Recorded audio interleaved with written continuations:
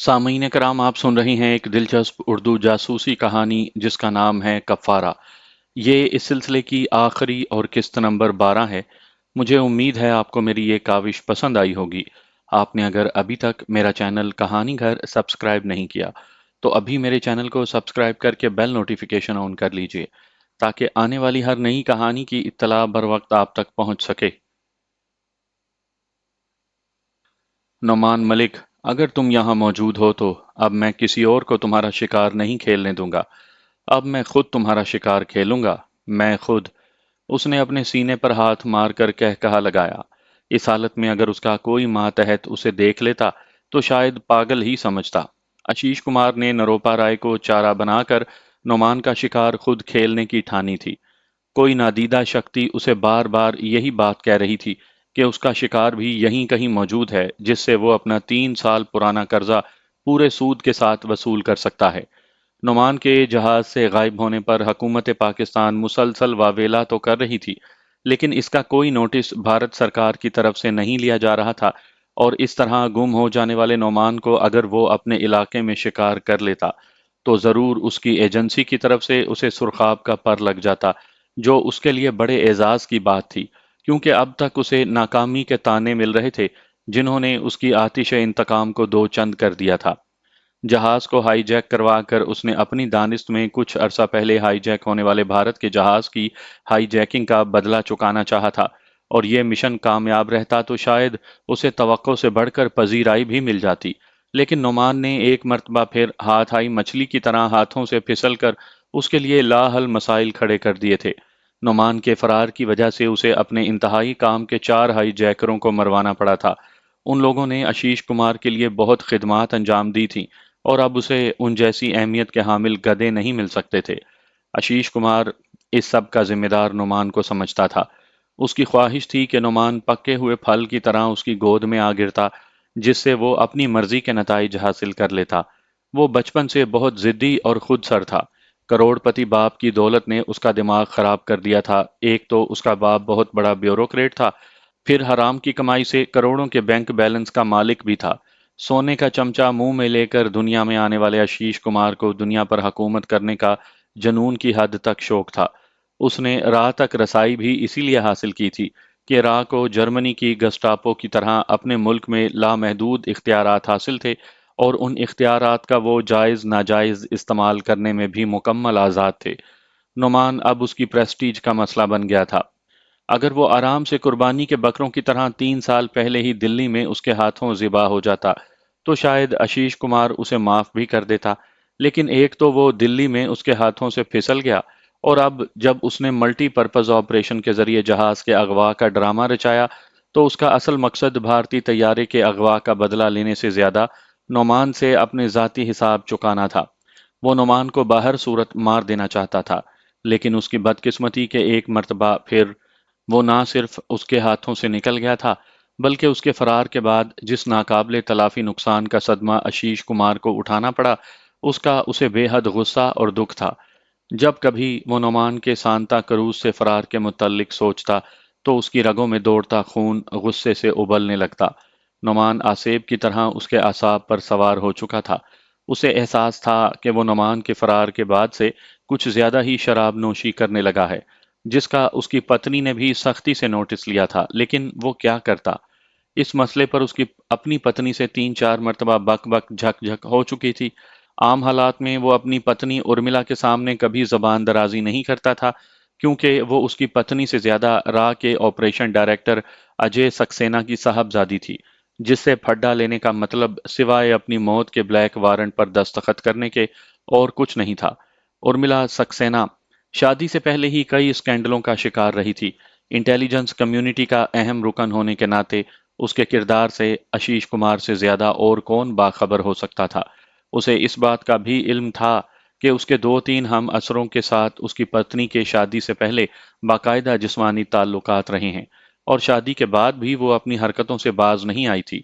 लेकिन जिंदगी की दौड़ में सबसे आगे निकल जाने के ख्वाहिशमंद आशीष कुमार के लिए ये कभी कोई अहम मसला नहीं रहा था। वो खुद को ये कहकर तसल्ली दे लिया करता था कि वो भी तो वही कुछ कर रहा है जो उसकी धर्म पत्नी करती है। اگر اسے کوئی نہیں روکتا تو وہ اپنی دھرم پتنی کو روکنے والا کون ہوتا ہے؟ اسے ابھی اور آگے نکلنا تھا، ہیڈ کوارٹر میں کسی بڑے منصب تک پہنچ کر اپنی زندگی کے تمام ادھورے خواب مکمل کرنے تھے، ان کی تعبیر اپنے ہاتھوں سے بنانی تھی۔ وہ عموماً ایسے ہی آپریشن کیا کرتا تھا جس سے اس کی شخصیت اور قد کاٹھ نمایاں ہو کر اس کے افسران کے سامنے آئے، اور نعمان بھی اس کا ایسا ہی ایک آپریشنل سبجیکٹ تھا جس نے اسے ناکوں چنے چبوا دیے تھے۔ میرے لیے فوراً گورکھپور کی فلائٹ کا بندوبست کرو، اس نے سنجے کو انٹر کام پر حکم دیا، اور شام ڈھلے وہ ہیلی کاپٹر کی ایک خصوصی پرواز کے ذریعے گورکھپور جا رہا تھا۔ اس کی روانگی ابھی تک ٹاپ سیکرٹ مشن پر ہونے کی وجہ سے کانفیڈینشل رکھی گئی تھی، سوائے سنجے کے اور کسی کو اس بات کا علم نہیں تھا۔ کوئی کارنامہ انجام دینے کے چکر میں روانگی کا مقام غلط درج کیا گیا تھا، اسے ایسا کرنے کے خصوصی اختیارات حاصل تھے جن کا وہ ضرورت سے زیادہ ہی استعمال کیا کرتا تھا۔ گورکھپور کے ہیلی کاپٹر پیڈ پر سوائے ایک سی بی آئی آفیسر کے جو اس کا ذاتی دوست اور کلاس فیلو تھا، اور کوئی اس کے استقبال کے لیے موجود نہیں تھا۔ اس نے مشن کو اتنا سیکرٹ رکھا تھا کہ گورکھپور کے سب ہیڈ کوارٹر کو بھی اپنی آمد کی خبر نہیں دی تھی۔ اس مرتبہ وہ رازداری سے سب کچھ کر گزرنا چاہتا تھا۔ اس نے ناگزیر صورت کے بعد اپنے لوگوں سے کام لینے سے اجتناب برتا تھا، اور سی بی آئی میں اپنے ہم منصب دوست سے مدد لے کر اس مشن کو مکمل کرنے کا ارادہ رکھتا تھا۔ دونوں اس ریسٹ ہاؤس میں پہنچ گئے جو اس علاقے میں سی بی آئی کا اہم سیف ہاؤس تھا، جہاں آشیش کمار نے خفیہ شناخت کے ساتھ قیام کیا تھا۔ صرف دوست کو اس نے سرکاری طور پر ہر قسم کی معاونت فراہم کرنے کی ہدایت کی تھی۔ دونوں کافی دیر تک باتیں کرتے رہے۔ نروپا رائے نے اسے اپنے ساتھ گزری قیامت کی ایک ایک گھڑی سے آگاہ کر دیا۔ اس نے نعمان کے سامنے اعتراف کیا کہ پہلے ہی روز سے وہ اس سے محبت کرنے لگی تھی، لیکن اس کی نوکری کا تقاضا یہی تھا کہ اپنے جذبات کا اظہار بھی اسی انداز سے کرے جس طرح اس کے افسران چاہتے تھے۔ اس نے نعمان کو بتایا کہ راہ کے ہاتھوں اس کی جان بچانے پر کبھی اس کے ضمیر نے ملامت نہیں کی، کیونکہ اس نے بہت سوچ سمجھ کر یہ فیصلہ کیا تھا۔ نعمان حیرت سے اس کی باتیں سنتا رہا۔ اسے اس بات کا دکھ ہونے لگا تھا کہ وہ نروپا رائے سے ٹکرایا ہی کیوں تھا، کیونکہ دونوں کے ملاپ کے بعد سے نروپا کی ساری خوشیاں زندگی اور حالات نے ایک ایک کر کے اس سے چھین لی تھیں۔ مجھے تم سے کچھ گلا نہیں نعمان، میری خواہش ہے کہ تم اپنے ضمیر پر کوئی بوجھ نہ ڈالنا۔ یہ سب میری قسمت تھی، ایسا ہونا ہی تھا۔ اس نے شاید نعمان کے اندر چھڑی جنگ کے اثرات اس کے چہرے پر بھانپ لیے تھے۔ میں جانتا ہوں نروپا، ہم دونوں بے بس تھے، لیکن ایسا نہ ہوتا تو اچھا تھا۔ کاش میں تم سے ٹکرایا ہی نہ ہوتا۔ ایک عجیب سا پچھتاوا اس کی جان کو لگ گیا تھا۔ نہیں نعمان، یہ تمہارے اور میرے اختیار میں تھا ہی نہیں۔ جب بھگوان نے ایسا ہی چاہا تو ہم کیسے اس سب کچھ سے بچ سکتے تھے؟ نروپا نے اس کی خلش کا احساس کر لیا تھا۔ میں تمہارے لیے کیا کر سکتا ہوں نروپا؟ بتاؤ مجھے، پلیز مجھے بتاؤ، تاکہ میں اس بوجھ سے نجات حاصل کر سکوں جو میرے دل پر آن پڑا ہے۔ اس نے نروپا کی آنکھوں میں آنکھیں ڈالیں اور دونوں نے آنکھوں کے راستے ایک دوسرے کے دل میں بہت دور تک جھانک لیا۔ تم سلامتی سے اگر میرے ذریعے اپنے ٹھکانے تک پہنچ جاؤ تو میں سمجھوں گی کہ میں نے اپنے پاپ کا پراشچت کر لیا، نروپا نے بڑے مضبوط لہجے میں کہا۔ نروپا پلیز ایسا مت سوچو، اس میں تمہارا کوئی دوش نہیں تھا۔ تم نے تو پہلے بھی میری جان بچائی تھی اور اب بھی۔ نامکمل بات کہہ کر اس نے اپنا دل اس کے سامنے کھول دیا۔ نعمان، ہمارے پاس وقت بہت کم ہے۔ میں اس موذی کو بہت اچھی طرح جانتی ہوں۔ تمہارے جبل پور سے فرار کے بعد یقیناً ان لوگوں کو دال میں کالا دکھائی دے گا۔ وہ ضرور یہ اندازہ قائم کریں گے کہ مدھیہ پردیش سے تم یو پی کے راستے نیپال ہی میں واپس جاؤ گے۔ میری اطلاع کے مطابق جبل پور میں اے ٹی ایس کے چیف کی حیثیت سے دھمپت سنگھ کام کر رہا ہے۔ اس نے اب تک تمہارا خاکہ تیار کر لیا ہوگا۔ ان لوگوں کے پاس جدید ترین کمپیوٹر سسٹمز موجود ہیں جن کے ذریعے میک اپ یا کسی اور طریقے سے تبدیل شدہ چہروں کو یہ درجنوں روپ دے کر دیکھ لیتے ہیں۔ اب تک اگر انہوں نے تمہاری شناخت نہیں کی تو ضرور اس بات کا اندازہ لگا لیا ہوگا کہ تم جیسا ہی کوئی دہشت گرد وہاں سے فرار ہوا ہے۔ آشیش کمار ذہنی مریض ہے نعمان، اسے خود کو نمایاں کرنے کا جنون رہتا ہے۔ کوئی شکار اگر ایک مرتبہ اس کے ہاتھ سے نکل جائے تو اس کی حالت زخم خوردہ بھیڑیے جیسی ہو جاتی ہے۔ نعمان، میرا دل گواہی دے رہا ہے کہ وہ موذی ضرور یہاں آئے گا۔ اس نے اپنی بات کا اختتام بڑے حتمی انداز میں کیا تھا۔ میں بھی یہی چاہتا ہوں نروپا، اب یہ کھیل ختم ہو جانا چاہیے۔ اس طرح میرے چکر میں نہ جانے کتنے بے گناہوں کا خون بہتا رہے گا۔ اس نے نروپا کی طرف دیکھے بغیر ایسے لہجے میں کہا تھا کہ نروپا کو اپنے بدن میں سنسناہٹ کا احساس ہوا۔ بہرحال میں تمہیں محفوظ سرحد پار کروا دوں گی نعمان، یہ میرا تم سے اور اپنے آپ سے وعدہ ہے، اس نے بڑے تیقن سے کہا۔ نعمان کو اس لمحے شدت سے نروپا کی عظمت کا احساس ہوا۔ اس نے ابھی تک نعمان سے کچھ نہیں مانگا تھا، کسی خواہش کا اظہار نہیں کیا تھا، اور اتنے زخم کھانے کے بعد بھی اس کے لیے جان سے گزر جانے کے لیے تیار تھی۔ دونوں ہوٹل سے باہر آ گئے تھے۔ نروپا نے اسے بتایا تھا کہ جن غیر ملکی ورکرز کے ساتھ وہ سفر کر رہے ہیں ان کی منزل سناولی ہے، جو ایک طرح سے سرحدی قصبہ ہے جہاں سے پھر وہ لمبینی یا اس کے ساتھ کسی اور جگہ سے سرحد عبور کر سکتا ہے۔ دونوں اس ویگن کے نزدیک پہنچ گئے تھے جس میں انہیں یہاں سے جون پور تک جانا تھا۔ جون پور میں انہیں رات قیام کرنے کے بعد اگلے روز پھر گورکھپور اور وہاں سے اسکاؤلی جانا تھا۔ ویگن کو پیلا رنگ کر کے اس پر سوامی جی کے آشرم کے نشان پینٹ کیے گئے تھے، اور اب تک نعمان نے نہیں دیکھا تھا کہ جہاں سے یہ ویگن گزرتی لوگ نہ صرف احتراماً اسے راستہ دے دیتے تھے بلکہ کئی تو ہاتھ جوڑ کر ویگن کے دونوں دروازوں پر پینٹ کی گئی سوامی جی کی تصویر کو پرنام بھی کرنے لگتے تھے۔ ابھی تک کہیں بھی ان کی ویگن کو کسی نے روک کر چیک کرنے کی جرت نہیں کی تھی، حالانکہ یہاں سے نیپال کی سرحد تک درجنوں سیکیورٹی چیک پوسٹیں بنائی گئی تھیں جو کسی بھی وہیکل کو چیک کیے بغیر آگے جانے کی اجازت نہیں دیتے تھے۔ نعمان کے لیے ان حالات میں نروپا رائے کی آمد تائید غیبی تھی، اور کوئی طاقت اسے بار بار اس بات کا احساس دلا رہی تھی کہ وہ ضرور اپنی منزل تک پہنچ جائے گا، جبکہ نروپا کی بات سننے سے پہلے ہی وہ اس امکان پر غور کر چکا تھا کہ ضرور اس کا تصویری خاکہ ان لوگوں نے ہوٹل کے ملازمین کی مدد سے تیار کر لیا ہوگا۔ اگر 100% نہیں تو بھی وہ اس امکان کو ضرور نظر میں رکھے ہوئے ہوں گے کہ فرار ہونے والا نعمان بھی ہو سکتا ہے۔ تھوڑی دیر کے بعد ہی وہ جون پور کی طرف عازم سفر تھے۔ ویگن میں اس کے علاوہ سب غیر ملکی یورپین سوار تھے۔ نعمان کی رنگت اور قد کاٹ سے بھی وہ ان میں سے ایک لگتا تھا۔ ان لوگوں کا تعلق سوامی جی کے غیر ممالک میں موجود آشرموں میں سے تھا، اور یہ سب ان کے چیلے چانٹے ہی تھے۔ جون پور کے راستے میں آنے والے مختلف مذہبی نوعیت کے مقامات کی نشاندہی ایک ماہر گائیڈ کی طرح نروپا رائے کرتی جا رہی تھی۔ اس نے ان لوگوں سے نعمان کا تعارف بھی آشرم کے ایک سیوادار کی حیثیت سے کرواتے ہوئے اس کا تعلق مشرقی یورپ کے کسی ملک سے جوڑ دیا تھا، تاکہ کسی کو نعمان کے انگریزی لہجے پر شک کرنے کا موقع نہ ملے۔ راستے میں وہ کبھی کبھی انہیں کورس کی شکل میں سوامی جی کے آشرم میں گائے جانے والے بھجن کا آلاپ بھی کرواتی آئی تھی، جسے یہ لوگ بڑے ذوق شوق سے کورس کی شکل میں گاتے آ رہے تھے۔ شام ڈھل رہی تھی جب وہ لوگ جون پور میں داخل ہوئے۔ جون پور جو کبھی شرقی خاندان کا دارالحکومت رہا تھا، اس میں ابھی تک فیروز شاہ تغلق کی بنائی مساجد کے مینار سر اٹھائے اللہ کی وحدانیت کے نغمے الاپ رہے تھے، جبکہ چاروں طرف مندروں نے انہیں گھیر رکھا تھا۔ جون پور کے مشہور قلعے کے نزدیک ہی سوامی جی کا آشرم نما ٹھکانہ موجود تھا۔ نعمان نے یہ بات خاص طور پر نوٹ کی تھی کہ سوامی جی کے آشرموں کا جال غیر ملکی اور ملکی سطح پر دور دور تک پھیلا ہوا تھا۔ گو کہ اس نے سوامی جی کے درشن نہیں کیے تھے، لیکن ان کی شہرت سے اچھی طرح باخبر تھا۔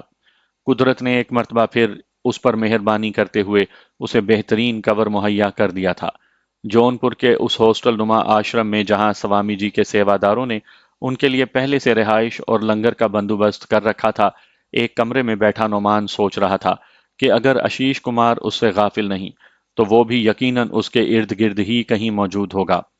وہ ذہنی طور پر کسی بھی پیش آمدہ سچویشن کے لیے خود کو تیار کر چکا تھا، البتہ یہ بات اس کے لیے ضرور پریشان کن تھی کہ اگر کسی مرحلے پر راہ کو اس بات کی بھنک پڑ گئی کہ اس مرتبہ اسے فرار کروانے میں کسی نہ کسی حد تک نروپا رائے بھی ملوث ہے، تو پھر وہ نروپا رائے کو زندہ درگور کر دیں گے، کیونکہ ماضی میں وہ اسی الزام سے بری ہوئی تھی۔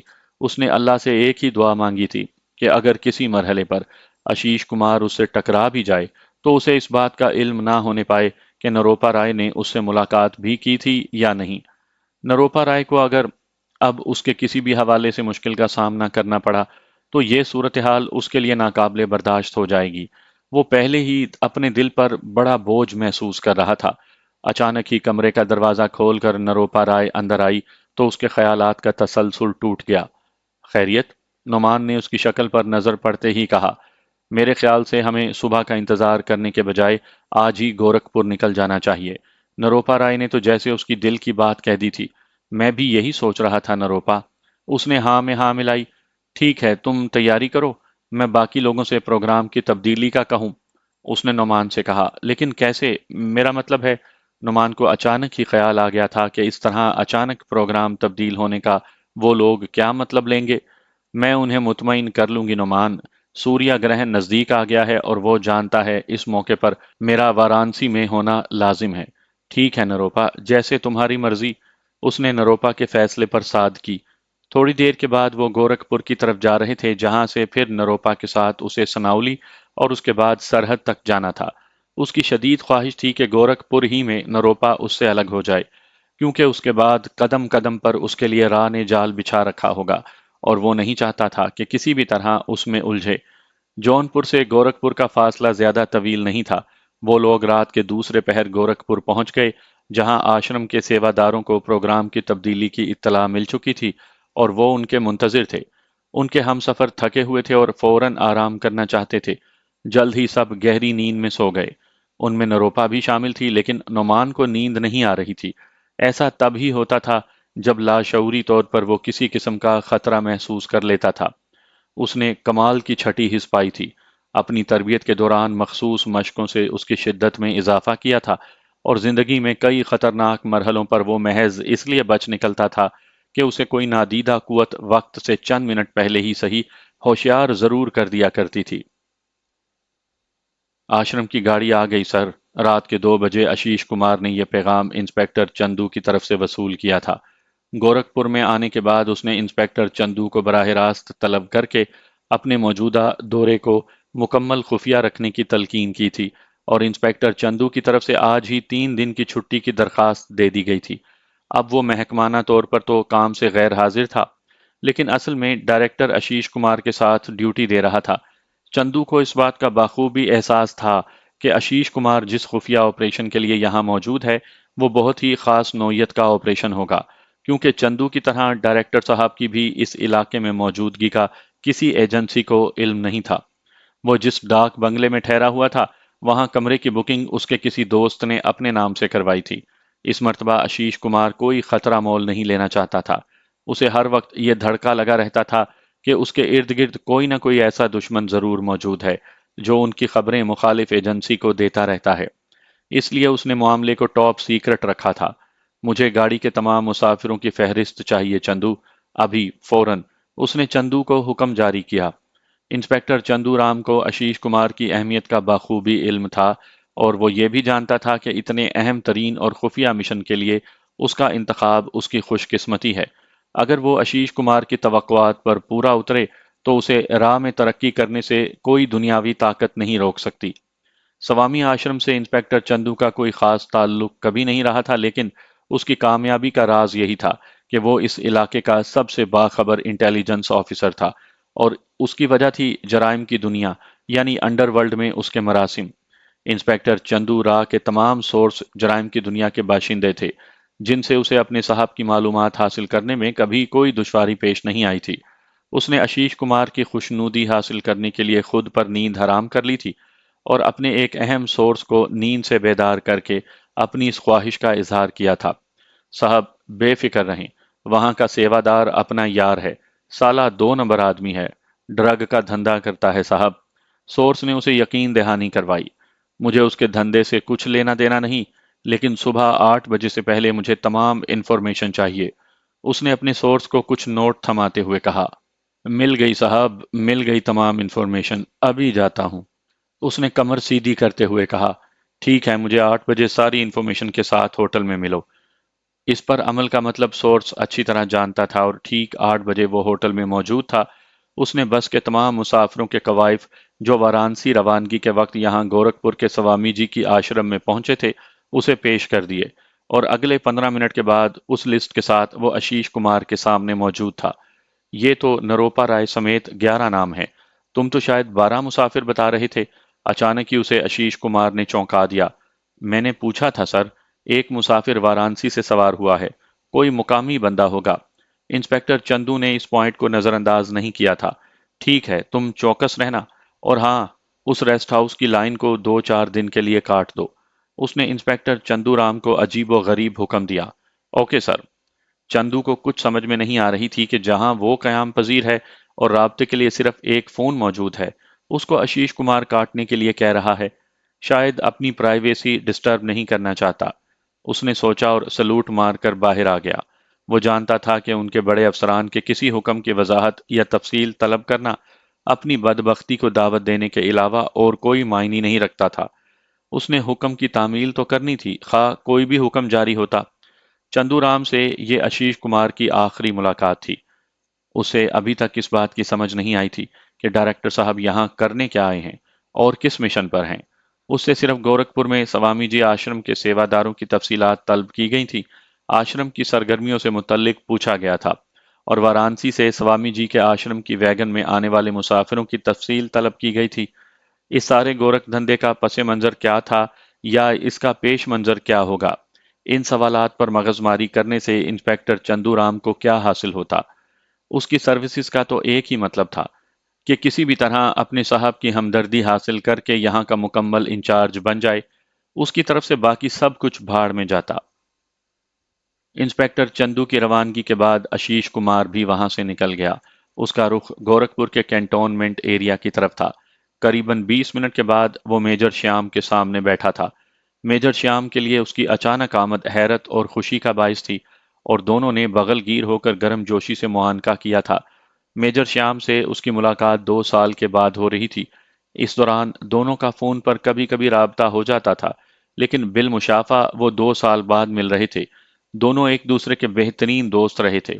دونوں نے زندگی کے کچھ مشکل ایام اکٹھے گزارے تھے۔ میجر شیام کو وہ تل ابیب کے ایس جی سینٹر میں اپنی خصوصی اور خفیہ ٹریننگ کا ایک ایک لمحہ یاد تھا۔ اس ٹریننگ میں اس کا دوسرا ساتھی آشیش کمار تھا، جو راہ کی طرف سے اس کورس میں شامل تھا۔ ان کا گروپ 15 افسروں پر مشتمل تھا، لیکن سب ایک دوسرے سے کھچے کھچے رہتے تھے۔ صرف آشیش کمار اور شیام، جو ان دنوں کیپٹن تھا، ایک دوسرے کے بہت نزدیک آ گئے تھے۔ اس کی اہم وجہ دونوں کی مشترکہ دلچسپیاں تھیں۔ دونوں ایک ہی برانڈ کی شراب اور ایک ہی طرح کی لڑکیاں پسند کرتے تھے۔ دونوں کے بہت سے مشاغل ایک دوسرے سے ملتے تھے۔ یہ 3 ماہ کا انتہائی سخت اور جان لیوا کورس تھا، جس میں انہیں اپنے ٹارگٹ تک پہنچنے اور اسے مارنے کے طریقے بتائے جاتے تھے۔ کیپٹن شیام آرمی انٹیلیجنس اور آشیش کمار راہ کی طرف سے اس کورس میں شامل تھا۔ دونوں بڑا اچھا اور یادگار وقت گزار چکے تھے۔ ان 3 ماہ میں ایک ہی کمرے میں رہنے کی وجہ سے دونوں ایک دوسرے کے بہت قریب آ گئے تھے۔ Surprise visit? میجر شیام نے حسب عادت کہا لگاتے ہوئے اس سے دریافت کیا۔ ہاں، آشیش کمار نے مختصر سا جواب دیا، پھر اسے اپنی آمد کے مقصد سے آگاہ کرنے کے لیے ساری کہانی سنا دی۔ تو یہ بات ہے؟ میجر شیام نے معنی خیز نگاہوں سے اسے دیکھتے ہوئے کہا۔ ہاں، تم چونکہ سرحدی علاقے کے کیڑے سمجھے جاتے ہو، اور میں تمہارے علاوہ اور کسی پر اعتماد بھی نہیں کر سکتا، ایجنسی کے کسی ساتھی پر بھی نہیں، آشیش کمار نے فیصلہ کن لہجے میں کہا۔ ٹھیک ہے پارٹنر، ہمیں کیا کرنا ہے؟ اس نے دریافت کیا۔ 2 دن کی چھٹی لے کر میرے ساتھ چلو، آشیش کمار نے عجیب و غریب فرمائش کر دی۔ میجر شیام اس کی طرف دیکھ کر مسکرایا۔ وہ سمجھ گیا تھا کہ اس کا دوست موساد کی اکیڈمی میں سیکھے ہوئے داؤ آزمانے جا رہا ہے۔ بے وے آف ڈسیپشن، یعنی دھوکے سے کام نکالو۔ اس کا سنہری سبق پڑھایا اور سمجھایا گیا تھا۔ کب جانا ہے؟ میجر شیام نے پوچھا۔ آج، بلکہ ابھی، آشیش کمار نے جواب دیا۔ آج تو کسی صورت جان نہیں چھٹتی پارٹنر۔ ہاں، 3 بجے دن کے بعد میں تمہارے ہر حکم کی تعمیل کر سکوں گا۔ آج بریگیڈیئر صاحب موجود ہیں، اس نے کہا۔ آشیش کمار نے گھڑی کی طرف دیکھا۔ دوپہر کے 11 بج رہے تھے، اور وہ جانتا تھا کہ فوج کے ڈسپلن کے مطابق واقعی آج یہ ممکن نہیں۔ بادل نخواستہ اس نے 3 بجے تک انتظار کرنے کا فیصلہ کیا۔ اس کے علاوہ اور کوئی راستہ موجود نہیں تھا۔ بھارت کی نارتھ ایسٹرن ریلوے کا ہیڈ کوارٹر ہونے کی وجہ سے گورکھپور بڑا جنکشن تھا۔ اس وقت صبح کے 10 بج رہے تھے اور دونوں نوتنوا کی طرف جانے والی ٹرین کے منتظر تھے۔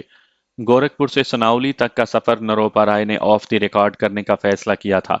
اس نے اپنی ٹریننگ کے دوران سناولی اور لمبینی میں خاصا وقت گزارا تھا، اور بھارتی انٹیلیجنس کی طرف سے نیپال میں ہونے والے آپریشنز کے لیے استعمال میں آنے والے لانچنگ پیڈز بھی اس کے علم میں تھے۔ یہ بڑے محفوظ لانچنگ پیڈ، جہاں سے جاسوس غیر قانونی سرحد عبور کرتے ہیں، وہ تھے، اور نروپا کو یقین تھا کہ وہاں سے نعمان بآسانی سرحد عبور کر سکے گا۔ اس نے کسی نامعلوم لیکن بڑے ہی مضبوط جذبے کے تابع نعمان کی سیکیورٹی اور باحفاظت روانگی کو اپنی ذمہ داری جاننا شروع کر دیا تھا، اور نعمان کے متعدد مرتبہ کہنے پر بھی آخری لمحات تک اس کا ساتھ دینے کا فیصلہ کیا تھا۔ نعمان اس مرحلے پر اسے کوئی نیا دکھ نہیں دینا چاہتا تھا۔ اس کی خواہش تھی کہ جیسے بھی ممکن ہو، کم از کم نروپا رائے اس بوجھ سے نجات حاصل کر لے جو اس کے دل پر آن پڑا ہے۔ نروپا رائے نے سناولی کے لیے 2 ٹکٹ خریدے تھے اور اب دونوں سرحدی علاقے کی طرف جانے والی ٹرین میں سوار ہو چکے تھے۔ اس ٹرین پر معمول کی نگرانی موجود تھی، لیکن دونوں نے سوامی جی آشرم کے بڑے بڑے چولے پہن رکھے تھے، اور سوامی جی کے لیے یہاں لوگوں کے دلوں میں بہت احترام موجود تھا۔ ان کے ساتھ ٹرین میں زیادہ تعداد غیر ملکیوں ہی کی تھی جو سرحد عبور کر کے نیپال جانا چاہتے تھے اور سناولی کی طرف جا رہے تھے۔ سناولی سے قریباً 8 کلومیٹر پہلے ہی نروپا نے اسے اپنے ساتھ اترنے کا اشارہ کیا اور دونوں باہر آ گئے۔ اس جگہ کا نام نوٹنوا تھا، اور ایک سنگ میل پر سناولی کے یہاں سے 8 کلومیٹر دور ہونے کی خبر دی گئی تھی۔ یہاں سے باقی سفر پیدل کرنا ہے نعمان، اس نے چھوٹے سے اسٹیشن کے باہر آ کر نعمان سے کہا۔ ٹھیک ہے، جیسے تمہاری مرضی، نعمان نے ساتھ کیا۔ میرے خیال سے اب ان کپڑوں سے نجات حاصل کر لو۔ اس نے سوامی جی آشرم کے 11ویں چولے کی طرف اشارہ کیا۔ اوکے، نعمان نے اس بات میں سر ہلایا اور دونوں چولے اس کے بیگ میں منتقل ہو گئے۔ ٹرین 4 بجے سناولی اسٹیشن پر پہنچی تھی اور دونوں وہاں موجود تھے۔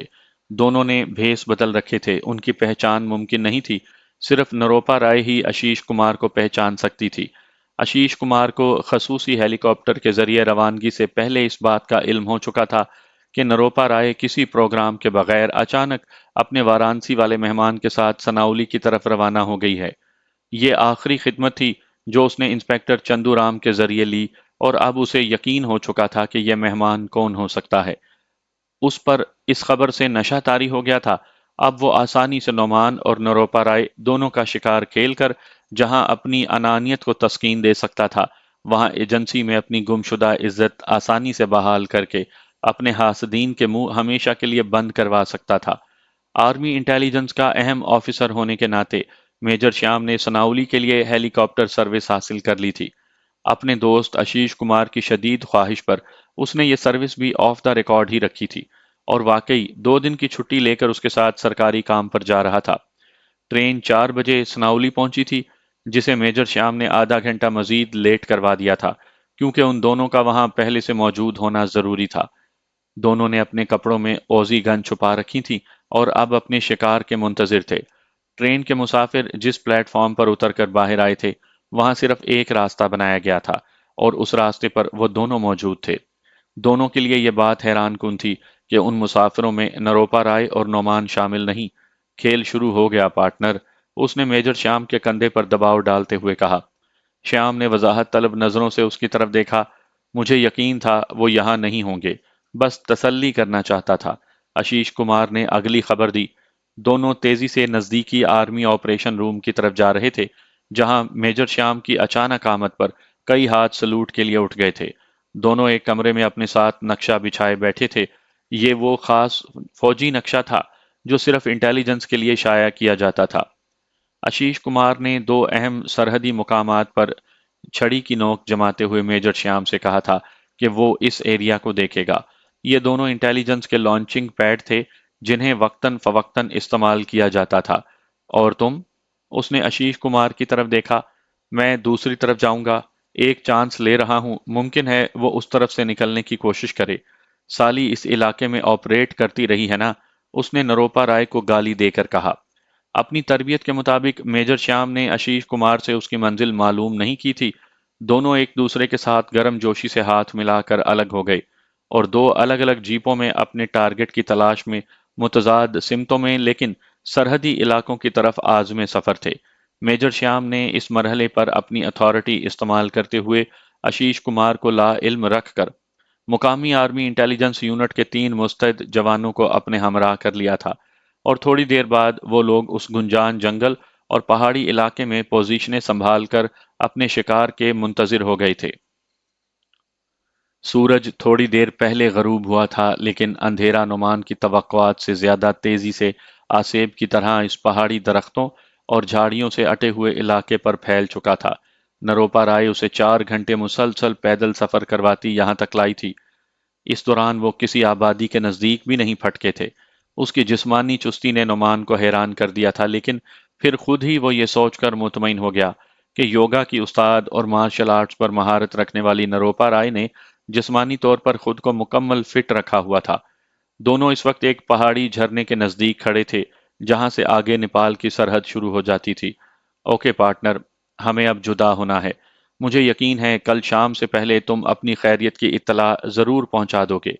नरोपा ने उसकी तरफ देखे बगैर बज़ाहिर बड़ी हिम्मत से अपने आंसुओं का गला अपने अंदर घोंट रखा था, लेकिन नोमान जानता था कि वो किस कैफियत का शिकार है। वो खुद भी अंदर से टूट चुका था।